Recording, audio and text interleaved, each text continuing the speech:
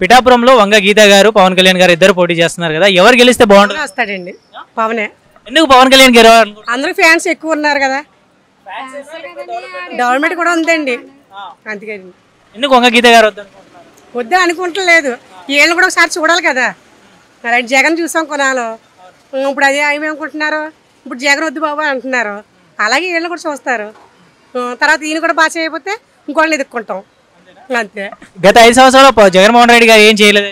చేశారండి, ఎందుకు చేశారు అనుకుంటున్నారు, పథకాన్ని పెట్టారండి. అన్న నమస్తే అన్న. నమస్తే బాబా, చెప్పు. ఇంకొన్ని రోజుల్లో పిఠాపురంలో ఎలక్షన్స్ ఉన్నాయి కదా, పవన్ కళ్యాణ్ గారు అండ్ వంగ గీత గారు ఇద్దరు పోటీ చేస్తున్నారు. ఇద్దరిలో ఎవరు గెలిచే అవకాశం ఉంది? పవన్ కళ్యాణ్ గెలిచే అవకాశం ఎక్కువ ఉందండి. మీ ఓటు ఎవరికి ఉంటుంది? నా ఓటు అడగకూడదని మీరు, నేను సెంట్రల్ మనిషిని, నేను అడగకూడదు అంటే ఎక్కువ అవకాశాలు పవన్ కళ్యాణ్ గారికి ఉన్నాయి. ఎవరు పవన్ కళ్యాణ్ గారు గెలిస్తే బాగుంటుందని మీరు అనుకుంటున్నారా? మరి బాగుంటుంటే ఇప్పుడు వరకు ఎమ్మెల్యే ఉన్నాడండి, ఇక్కడ మినిస్టర్ లేడు కదా. ఒక పార్టీ స్థాపించిన నాయకుడు ఆయన ఏమన్నా మినిస్టర్ పదవి వస్తే ఏమన్నా దీన్ని డెవలప్మెంట్ చేస్తాడని ఆశతో ఉన్నాం, చేస్తాడని నమ్మకం కూడా మాకు ఉంది. 2009లో వంగ గీత గారు ఇక్కడ ఎమ్మెల్యేగా చేశారు, అప్పుడు ఎటువంటి డెవలప్మెంట్ జరిగిందండి? ఏవైనాండి అంతంత మాత్రం డెవలప్మెంట్ ఏంటి, ఎవరైనా నాకు పార్టీ టికెట్ కావాలని అమ్మ వాళ్ళు కాలకడ పడి ఉన్నారు. ఈ నాయకుడు వచ్చి ఇక్కడ చేస్తున్నప్పుడు కొంచెం బలంగా ఉంటుంది, మాకు అందరికీ ఒక నమ్మకం ఉండదా? గత 5 సంవత్సరాలు మన జగన్మోహన్ రెడ్డి గారు పరిపాలించారు కదా, ఈ 5 సంవత్సరాల్లో పిఠాపురంకి ఎటువంటి డెవలప్మెంట్ జరిగింది, దాని మీద మీ ఒపీనియన్? బట్టన్ ఎక్కితే డబ్బులు పడ్డాయండి, డబ్బులు నేరుగా మా అకౌంట్లో పడిపోతున్నాయి, అని డబ్బులు ఏ నాయకుడు ఇవ్వలేదు. ఎంత పడుతున్నాయి డబ్బులు? ఏం పడుతున్నాయి, చెయ్యొద్దు అంటే 18,000 చిల్లరు, మా వాహన మిత్రం ఆటో డ్రైవర్కి అంటే 10,000, ఇంకా ఎన్నెన్నో అన్ని పథకాలని అమ్మఒడి, మేనత్తమోళ్ళు, మేనమావోళ్ళు ఇంక చాలా ఉన్నాయి. మరి ఆటో డ్రైవర్లు కొంతమంది ఈ 10,000 మాకు ఎందుకు ఇస్తున్నారు, మాకు అవసరం కూడా లేదు అవసరం అది అడగడంలో ఉందిరండి. ఎలాగంటే అండి, ఓ 10,000 రూపాయలు మాకు ఇస్తున్నారండి, 10,000 రూపాయలు మేము తీసుకుంటున్నాం, కానీ ఆ ఇన్సూరెన్స్ కట్టేసరికి మాకు ఎక్కువ అయిపోయింది, అమౌంట్ 10,000, 20,000, 15,000 చిల్లర అయిపోతుందండి. అలాంటిది గవర్నమెంట్ ఏం చేయవలసిందంటే ఇన్సూరెన్స్ ఇలా కడితే అండి మాకు రక్షణ ఉంటుందండి, ప్యాసింజర్కి ఒక రక్షణ ఏర్పడుతుందండి. అది చేయకుండా ఈ 10,000 నేరుగా మా అకౌంట్లో వేస్తుంటే మేమేం చేస్తున్నాం, మా ఆటో సంగతి మీకు తెలందేముంది, ఈ ఎక్కడో వస్తుందంటే ముందుగానే మేము కాసి తాలింపు పెట్టినా కూర్చుంటున్నాం, ఇంక అంతే. అలా ఇచ్చిన డబ్బులు వీళ్ళు లేకుండా పోతున్నాయి.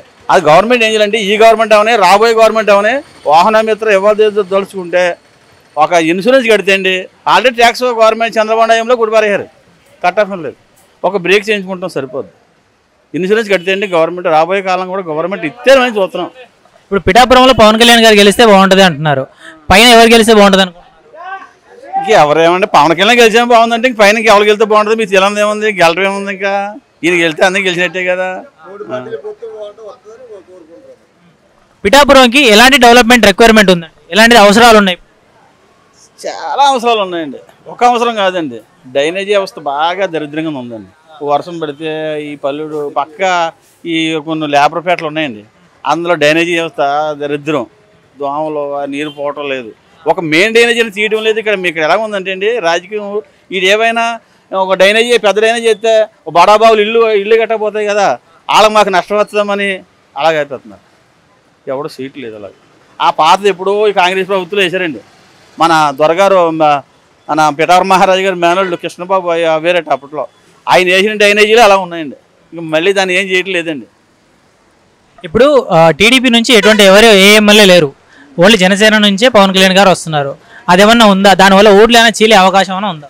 పవన్ కళ్యాణ్ ఎవరి పొత్తు అవసరం లేదండి, ఆయనకి నేరుగా పడిపోతాయి.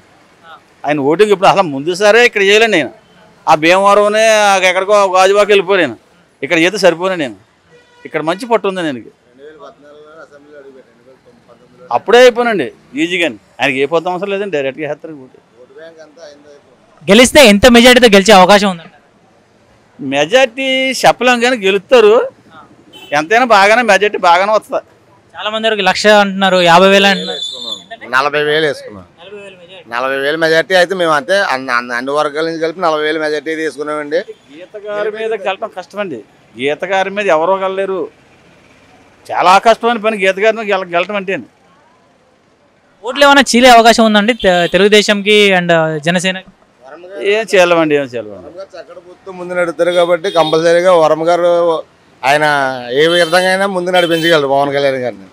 ముందు నడిపించి ఆయన దగ్గరుంటే ఇంకా ఈ మెజార్టీ చూసుకోవాలి. గెలిపైతే తథ్యం, మెజార్టీగా ముందు నడడానికి చూస్తున్నారు. ఎంత 1,00,000 ఇస్తున్నారా 80 అవుతుంది అన్నది ముందు. అయితే మా అంచనాల ప్రకారం ఒక 40,000 మెజార్టీ అనుకుంటున్నాం. 40,000. ఇప్పుడు వర్మ గారు చెప్తే ఖచ్చితంగా మీరు పవన్ కళ్యాణ్ గారికి ఓటేస్తారు. వరమ గారు చెప్తూ అంటే వరమ గారి మాట మేరకు మేము ఆల్రెడీ పార్టీ నుంచి ముందు ఇందులోకి వచ్చాం. పార్టీల విధంగా కాకపోయినా గారికి పవన్ కళ్యాణ్ గారికి మాత్రం ఒకటైతే కంపల్సరీ. ఒక అధినేత, పార్టీ అధినేత ఆయన, ఒక పార్టీని స్థాపించిన వ్యక్తి. అలాంటి వ్యక్తి మన దగ్గరికి వచ్చి మనం పోటీ చేసినప్పుడు అలాంటి వాళ్ళకి నెగ్గించుకోవడం మంచిది. ఇప్పుడు మన పెద్దాపురం ఉంది, పెద్దాపురం డెవలప్మెంట్ కనబడుతుంది. ఆయన చినరాజప్ప గారు చక్కటి పరిపాలన విధానం చేశారు. ఒక మినిస్టర్, డిప్యూటీ సీఎం.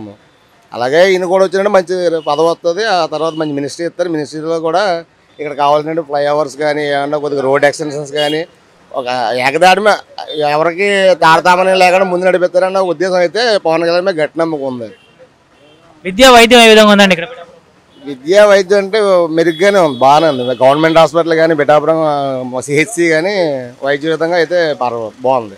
అంటే కొద్దిగా స్టాఫ్ని ఎక్స్టెండ్ చేసుకుని ఆ తర్వాత డాక్టర్లు ఆర్థోపెడిక్ అని కొద్దిగా ఇంపార్టెంట్ డాక్టర్లు కొద్దిగా ముందు ఉంచితే ప్రైవేట్గా చేసుకునే పరిస్థితి లేకుండా గవర్నమెంట్ హాస్పిటల్లో ఉచిత సేవ అందించుకోవడానికి ముందు నడుస్తారని మా భావన.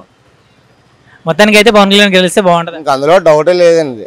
అందులో పవన్ కళ్యాణ్ గెలుపు తగ్గు మెజార్టీగా చూస్తున్నాం. 100కి 1% కూడా తగ్గకుండా పవన్ కళ్యాణ్ చేస్తారండి. ఎందుకు పవన్ కళ్యాణ్ గారు? ఆయన అంత పని మానేసుకుని ఇక్కడికి వచ్చి ఎవరు సేవ చేసి మనుషులు ఎవరు లేరు నాకు తెలుసుండి. అలాంటి మనిషి మనకు కావాలి, ఒకసారి గుర్తించి ఓటేయడం మంచిది అంతే. చాలా మంది పవన్ కళ్యాణ్ గారు గెలిచిన తర్వాత మళ్ళీ ఇక్కడికి వస్తారో రారో అనే రకం. రాకపోతే అండి ఆయన నుంచి అప్పుడు నెలకో 10 రోజులకి ఎలాగైనా 2 నెలలకైనా ఒకసారి వచ్చి అసెంబ్లీలోనే మాట్లాడతారు కదా మామూలు ఒకసారి మన గురించి. సరిపోతా మనకి. పవన్ కళ్యాణ్ గారు గెలిస్తే ఎటువంటి డెవలప్మెంట్ ఉంటుంది అని మీరు అనుకుంటున్నారు? దాని గురించి అయితే మనకు పెద్దగా తెలియదు. ఆయన ఏం చేద్దాం అనుకుంటే మనకైతే తెలియదు. ఆయనకైతే మంచి చేద్దాం అన్న ఒక లోపల ఉంది కాబట్టి ఎంత కసిగా ఆయన తిరుగుతున్నాడని నా మనసులో అనిపించింది అంతే. ఒకవేళ గెలిస్తే పవన్ కళ్యాణ్ గారు ఎన్ని ఓట్ల మెజార్టీతో గెలిచే అవకాశం ఉందా? 100కి 100 ఇంకా ఒకటి కూడా తగ్గదు నాకు తెలుసుండి. ఆయనకు వస్తుంది నాకు తెలుసుండి.